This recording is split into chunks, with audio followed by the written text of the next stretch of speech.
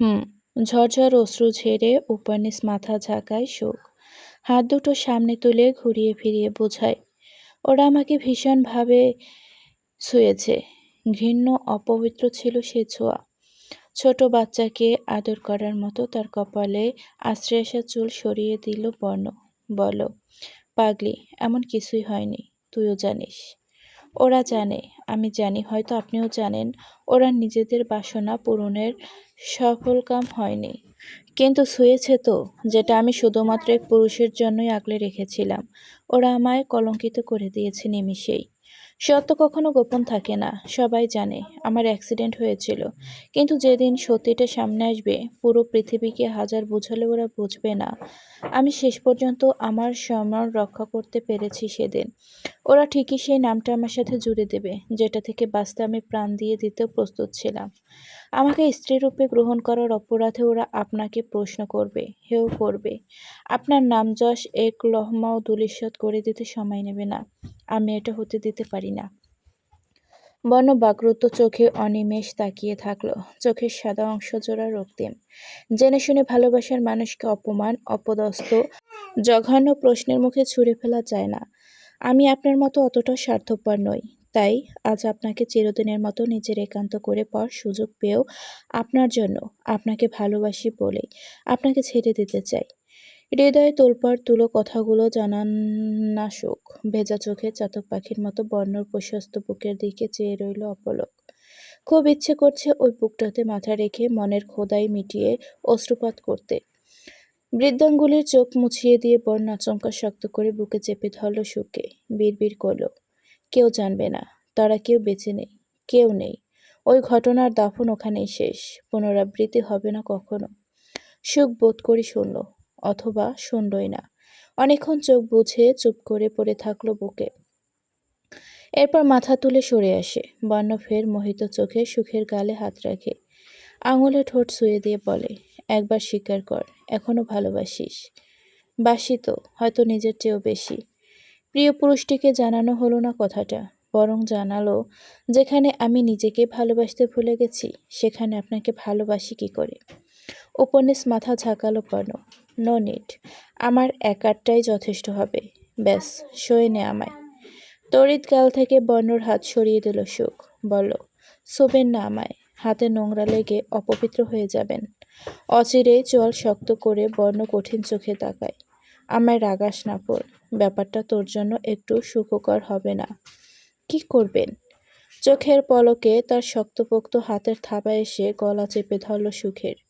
ঝটকায় মুখোমুখি এনে বলল, হিসিয়ে, সোজা দাফন করে দেব যদি আরেকবার আজে বাজে বকেছিস। ব্যথা পেলেও সুখ ছাড়া পাওয়ার জন্য মোটেও ছটফট করল না। শান্ত দিঘির মতো নীরব থেকে চোখে চোখ রেখে ঠোঁট নাড়ল। প্লিজ মেরেই ফেলুন আমায়, এরপর সব যাত্রা আজীবনের মতো শেষ হয়ে যাবে। ছেড়ে দেওয়া হয় তাকে। হাত মুঠোবদ্ধি করে অন্যত্র মুখ ফিরিয়ে রাগ সংবরণের চেষ্টা করে বর্ণ। মস্তিষ্কে যেন লাভা উতলে পড়ছে টকবক করে। গলায় হাত রেখে সুখ কেসে ওঠে। জোরে জোরে নিঃশ্বাস ছাড়ে, এরপর লাজুক পাতার মতো গুটিয়ে যায়। বিগত দিনগুলোতে প্রতি মুহূর্তের মতো কল্পিত দৃশ্যটি আজও চোখের সামনে ভেসে উঠল। তার মতো মেয়েকে জীবনসঙ্গী করার অপরাধে পুরো এক সমাজ, যারা বর্ণকে ভালোবাসত, সম্মান করত, তারাই আবার হেয় প্রতিপন্ন করছে, ঘৃণিত দৃষ্টি ছড়ছে। চোখের সামনে সব কিভাবে সহ্য করবে সে? এর আগে মরণই সই। ফোন বাজছে, কল এসেছে। বর্ণ কেটে দিল প্রথমবার। চুপসে যাওয়া সুখের দিকে কোমল দৃষ্টি ফেলে কাছে এগিয়ে দু বাহু ধরে বলতে নেয়, ফুল। কথায় কথায় শরীর ছুঁয়ে দেওয়াতে ভালোবাসা নিহিত থাকে না, ওটাকে ভোগ বলে। ভোগ করতে চান তো আমায় নিন, ইচ্ছে মিটিয়ে নিন, কোনো বাধা দেব না আজ। বর্ণর দৃষ্টিরা বোধ করি এক মুহূর্তের জন্য থমকে গেল। বিমূঢ় চোখে তাকালো সুখের নিষ্প্রাণ চোখে। হাত আগলা হয়ে এসেছে ততক্ষণে। ঢোক গিলে ধীরে ধীরে হাত সরিয়ে গুটিয়ে নিল নিঃশব্দে। ফোনে কল এসেছে পুনরায়। কেমন বিমূর্ত চোখে সুখকে দেখতে দেখতে রিসিভ করে কান্নায় তুলে কটকট করে রুম ছেড়ে বেরিয়ে গেল। যাকে কথার বনে সুখ কখনো হারাতে পারেনি, কখনো যে হার মানেনি, আর সে নিঃশব্দে প্রত্যুত্তরবিহীন হারিয়ে গেল চোখের পলকে। হয়তো কণ্ঠ তার ভাষা হারিয়েছে। শিখদের নিবাসের পাশ ঘেঁষে বয়ে যাওয়া নদীর মতো পিচঢালা রাস্তার এক ধারে বর্ণর কার, ড্রাইভিং সিটে থ মেরে বসা, ফ্রন্ট মিররে ধূসর কালো মনে চোখজোড়া দৃশ্যমান। চকচক করছে রক্তিম চোখ দুটো। মাহিন নেই আজ। বর্ণ বুকে হাত রেখে কেমন হাঁসফাঁস লাগছে। হৃদয়টা অশান্ত। সে কি তবে ফুলের আচরণে কষ্ট পেয়েছে? কিন্তু এই অনুভূতি শূন্য পাথর হৃদয়ে দুঃখ কষ্টে উকি দেওয়া বারণ ছিল তো। বর্ণ গাড়ির ড্যাশবোর্ডের স্ক্রিনের দিকে নিষ্পলক চেয়ে থাকে। রুমের ফুটেজ ভাসমান তাতে। সুখ ফ্লোরে লেপ্টে বসে কাঁদছে ফুপিয়ে।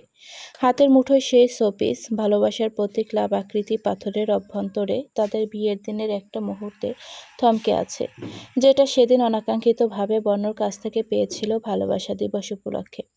পাথরটা বুকে চেপে রেখে ঠোঁট কামড়ে ধরে সুখ।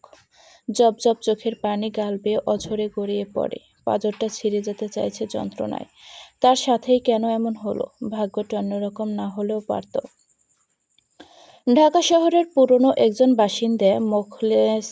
সংসারে ৩টি ছেলে মেয়ে। বড় ছেলে বিয়ে করে বউ নিয়ে আলাদা থাকে এখন। বাবা মার ভরণ পোষণ নেওয়ার সময় নেই।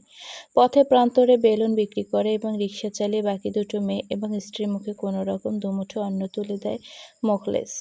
কখনো কখনো না খেয়েও দিন পার করতে হয়। নিত্যদিনের মতো আজও রাস্তায় বেরিয়েছিল লাঠির আগায় বেলুনের তোড়া গেঁথে। বাতাসে শীত শীত আবহাওয়া, অথচ আকাশ থেকে ছিটকে আসা সূর্য তেজস্বী রশ্মির কপাল বেয়ে ঘাম গড়িয়ে পড়ছে।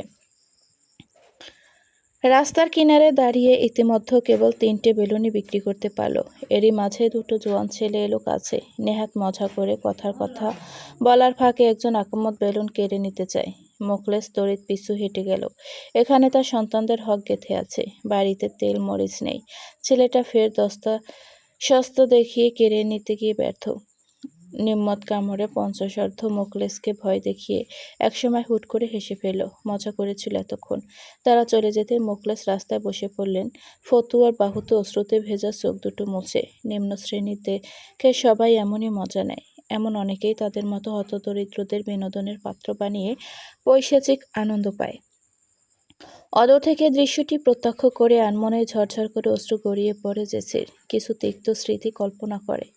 পরক্ষণে মাঝ রাস্তায় দাঁড়িয়ে অশ্রু বিসর্জন দিচ্ছে ভেবেই তড়িৎ চোখ মুছে ঘাড় বাঁকিয়ে পাশে তাকালো। দুহাতে শপিং ব্যাগ নিয়ে মেহেরাব বুড়ুকুসকে তাকিয়ে। মলে এসেছিল তারা। যদিও মেহেরাব আসতে চায়নি জেসিকে নিয়ে, মায়েরা বলে কয়ে পাঠিয়েছে। জেসি কিছু বলতে চাইছিল কিন্তু জড়তা কাটিয়ে উঠতে পারছে না। মেহেরাব তাকে ইতুতি করতে দেখে গম্ভীর মুখে বলল, চলো। গাড়ি তো ওদিকে, শপিংও শেষ, আমরা এদিকে কেন এসেছি? মেহেরাব জবাব দিল না। চুপচাপ হাসছে জেসি তার পিছু পিছু। সে খুব চাইছে ডক্টর যেন ওই কাকু থেকে অন্তত একটা হলেও বেলুন নেয়। তার চাওয়ার পূর্ণতা দিতে পর মুহূর্ত হাঁটতে হাঁটতে বেলুনওয়ালার নিকট চলে এলো দুজন। জেসি মেহেরাবের আগেই অমায়িক গলায় বলে, কাকু, বেলুনের দাম কত? বেশি না মাজান, মাত্র 20 টেহা। একটা দিই। কত ভালোবেসে মাজান ডাকলেন তিনি। জেসির মনটা প্রফুল্লে নেচে উঠল। পরে মনে হয় তার কাছে তো কোনো টাকা নেই এই মুহূর্তে। আর চোখে মেহরাবের চেয়ে খানিক হেলে গিয়ে ফিসফিসিয়ে বলল, একটা কিনে দিন মশাই, বাড়ি ফিরে ভাইয়ের কাছ থেকে নিয়ে আপনার টাকা আপনাকে ফেরত দিয়ে দেব। Pinky promise. দাঁতে দাঁত ঘষে মেহেরাব জল শক্ত করল। তার টাকায় 2 হাত ভর্তি শপিং করে এসে এখন 20 টাকা ফেরত দেওয়ার বাহাদুরি দেখাচ্ছে। বাহ, কয়টা বেলুন আছে ওখানে? মেহেরাবের প্রশ্নে মোখলেস ক্লান্তিময় হাসল। যে বাপজান, এখানে মোটে 60টা বেলুন, সব কটা দিয়ে দিন। কত টাকা হয়েছে? সবটি নিবেন? আনন্দের চোখ চকচক করে উঠল তখন। মেহেরা ছোট শব্দে জবাব দেয়, হুম। একটা 20 টাকা কইরা, মোটে 140 টাকা আসে বাজান। 2 হাতে শপিং ব্যাগ, টাকা দেবে কি করে? সব বেলুন নিচ্ছে দেখে জেসি খুশিতে আত্মহারা। ঠোঁটে হাসি চেপে মেহেরাবের দিকে চেয়ে আছে ফেল। সে বলল, ব্লেজার জ্যাকেটের ভেতর পকেট থেকে ওয়ালেট বের করে ওনাকে টাকাটা দাও। জেসি থমথমে খেয়ে গেল। আমি? মেহেরাবের ধারালো অস্ত্রের মতো চাহনি দেখে আস্তে করে ব্লেজারে হাত রাখে জেসি। পকেটের ভেতরে বুকের কাছাকাছি হৃদস্পন্দন ছুটছে ক্রমশ। ঢোক গিলে মুখ অন্যদিকে ঘুরিয়ে রেখে ওয়ালেট হাতে নিয়ে 200 টাকার একটা নোট ধরিয়ে দেয় কাকুকে। মা যান, বাকি টাকা না লইয়া যান কই? ওটা আপনার কাছেই রেখে দিন কাকু। কখনো কোনোদিন পথে প্রান্তরে দেখা হলে একটা বেলুন দিয়ে শোধ করে দেবেন না হয়। ফের অশ্রু হানা দেয় মখলেসের চোখে। খানিক আগের অশ্রু আর এই অশ্রুর মাঝে বিস্তার ফারাক। এটা কৃতজ্ঞতার, খুশির বহিঃপ্রকাশ ছিল। আপনাকে অনেকগুলো থ্যাঙ্কস। ওগুলো তোমার নয়, মিরাভের জন্য। জেসির হাসিটা দফ করে নিভে গেল। বেলুনগুলো সেও মিরাভের জন্য নিয়েছে, কিন্তু তাই বলে মুখের উপর বলে দেবে এভাবে? একটা তুমিও নিতে পারো। কথাটি বললে গাল ছিঁড়ে পড়ে যেত লোকটার। জেসি ফ্রন্ট সিটে বসতে বসতে বলো, আপনি একটা কুমড়ো পটাশ। বন তখন সদ্য ভার্সিটি উঠেছে। চোখে পৃথিবী জয় করার একটা আকাশ স্বপ্ন ঢাকায়। ভার্সিটির আশেপাশে কোনো অ্যাপার্টমেন্ট থাকছে, খাচ্ছে, ঘুরছে ফিরছে। যে ভ্রমণ প্রিয় ছিল খুব। পিকনিক ট্যুর নিয়ে পাহাড় থেকে সমুদ্র, শহর থেকে গ্রাম, দলবল জুট বেঁধে চষে বেড়াত মাসের অধিকাংশ দিন। প্রাণোচ্ছল প্রাবন্তনিক আসফিয়ান বর্ণ, অভ্রর মতোই অল্প বিস্তার চঞ্চল স্বভাবের ছিল। তবে বয়সের পরিক্রমায় খানিকটা গম্ভীর ভাবও পরিলক্ষিত। দ্রুতই যে কারো সাথে সখ্যা গড়ে তোলার বিশেষ গুণ তার চরিত্রে বিদ্যমান। এমনই একদিন নাফিস নামের একটা ছেলের সাথে অল্প সময় বন্ধুত্ব সম্পর্ক গড়ে ওঠে। নামটা বাংলাদেশীয় হলেও ছেলেটা অদ্ভুত দেখতে, সবার চেয়ে আলাদা। চোখ দুটো দেশীয় ছেলেদের চেয়ে অনেকটা ভিন্ন বর্ণের। জানা যায় তার জন্ম বিদেশেই, তবে মা বাংলাদেশি, মা বেঁচে নেই। তাই মায়ের দেশ ঘুরে দেখতে এসেছে। তার ভাষ্যমতে এখানে এসে বর্ণর সাথে পরিচিত হয়ে তাকে বিশ্বস্ত মনে হয়েছে একমাত্র। যতদিন দেশে থাকবে ততদিন তাকে নিজের ফ্ল্যাটে রাখার সিদ্ধান্ত নিল বর্ণ। নাফিস প্রায়শই ক্লাবে যেত, ড্রিঙ্কসও নিত সব সময় সময়। বর্ণকেও নিয়ে যায় বন্ধুদের দোহাই দিয়ে। বিদেশের কালচারে বড় হয়েছে, একটু একটু সব দোষ থাকবেই। কথাটি মেনে নিয়ে বর্ণ তার সঙ্গ দিতে শুরু করে। বেশি দিনের তো ব্যাপার নয়, ব্যাস কদিন ঘুরে ফিরেই নিজ জন্মস্থানে ফিরে যাবে পুনরায়। জিসান জেসিকে একা ছাড়তে চাইতো না। আবার তখন ঢাকায় এসে খুঁটি গাড়ার সামর্থ্যও নয়। সে রংপুর শহরেই পড়তো সে সময়। ওখানে থেকেই বর্ণকে সাবধান করেছিল নাফিসের সাথে বেশি ক্লোজ না হতে, তার ঔদ্ধত্যপূর্ণ আচরণের সঙ্গ না দিতে। একদিন হঠাৎ বর্ণর ফোনে কল এলো নাফিজের। দুদিনের জন্য অন্য হোটেলে উঠেছিল সে।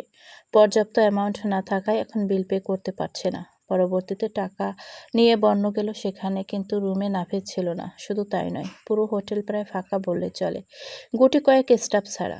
মিনিট পাঁচেকের ভেতর হুড় করে পুলিশ ঢুকে গেল, যা ছিল বর্ণর কল্পনাতীত। কিছু বুঝে ওঠার আগে দুজন পুলিশ ধরে নেয় তাকে। রুম জুড়ে তল্লাশি হয়, ড্রাগস মিলেছে রুমের আনাচে কানাচে। পরিমাণ এত বেশি ছিল যে যার দাম কোটি ছাড়িয়ে যেতে পারে সম্ভবত।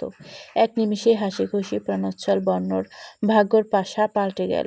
পুলিশের গাড়িতে টেনে হিঁচড়ে নিয়ে যাওয়ার সময় দূর থেকে নাফিসের দেখে এক ঝলক পেয়েছিল বর্ণ। ঠোঁটে পৈশাচিক হাসি টেনে হাত নাড়িয়ে তখন বিদায় দিচ্ছিল সে। Good bye buddy. Siam, Ariyan, Tamim আর জিসান, তারা এসেছিল বর্ণকে দেখতে। বর্ণর কেবল একটাই অনুরোধ ছিল তাদের, যা কিছু হয়ে যাক, পরিবারের কেউ যেন জানতে না পারে এই জঘন্য ব্যাপারটা।